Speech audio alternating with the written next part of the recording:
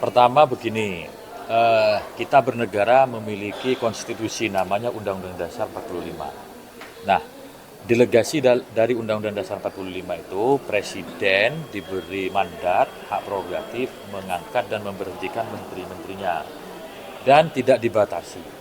Nah, negara kita hari ini menganut sistem presidensial, maka kita memberikan keleluasan fleksibilitas kepada Presiden untuk menyusun kabinetnya berdasarkan kebutuhan yang menurut beliau diperlukan.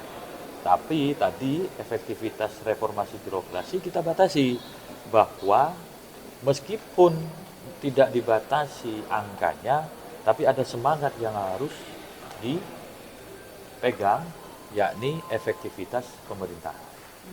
Jadi kata kunci efektivitas pemerintahan itulah menjadi kata kunci dalam penyusunan jumlah kabinetnya. Mau 34, mau 10, mau 20, mau lebih dari 34, semuanya mengacu kepada efektivitas penyelenggaraan pemerintahan. Dan kita bernegara bagaimana jalannya pemerintahan ini berjalan secara efektif dan bermanfaat, berguna bagi masyarakat. Harus kalau ada yang salah dalam kita bernegara, tata cara pemerintahan, ya kita perbaiki. Karena kita sistemnya presidensial, ya kita berikan kewenangan itu kepada presiden. Bang, tapi sistem penjabaran efektivitasnya itu seperti apa ya Bang? Maksudnya kan apakah nanti juga akan diatur oleh aturan tambahan atau nanti akan ada kerangka-kerangka lainnya yang menjabarkan secara detail efektivitas itu gimana? Umumnya dalam sebuah undang-undang itu kan diperlukan aturan pelaksana. Dalam hal ini peraturan pemerintah. Tentu ketika pemerintah nanti menyusun rancangan peraturan pemerintahannya, maka efektivitas itu harus menjadi kata kunci.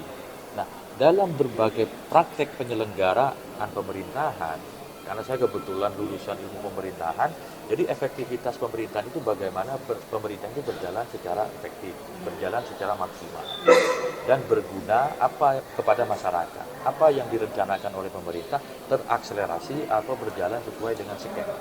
Jangan sampai nanti membuat sebuah kelembagaan tetapi tidak efektif. Jujur saja kalau kita boleh mengakui, hari ini memang jumlah kementerian itu 34. Benar ya? Tapi teman-teman jangan lupa, Presiden boleh membentuk ataupun boleh ya diperbolehkan dan undang-undang juga memperbolehkan lembaga-lembaga negara setingkat kementerian, lembaga-lembaga setingkat menteri.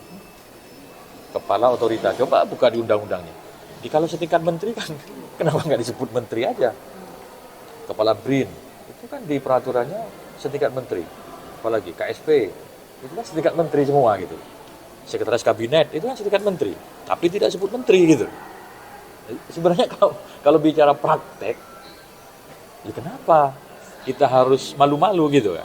Tapi kan sistem presidensial itu udah lama Bang, kemudian juga undang-undang ini juga sebenarnya ya udah lama juga gitu Bang. Kenapa hal ini baru disadari dan dianggap urgent gitu sama teman-teman Balik? Ya itulah hebatnya anggota Balik hari ini gitu. Jadi Kan ada yang tidak Bang. dipikirkan oleh periode sebelumnya gitu. Karena kami di akhir masa periode ini kemarin kumpul lintas fraksi sepakat bahwa undang-undang yang dibatalkan oleh MK yang belum terfollow up, belum ditindaklanjuti menjadi undang-undang baru, artinya tidak ada revisi oleh pembentuk undang-undang pemerintah dan DPR, kita inventarisir. Rupanya ada puluhan. Di luar undang-undang ini masih banyak.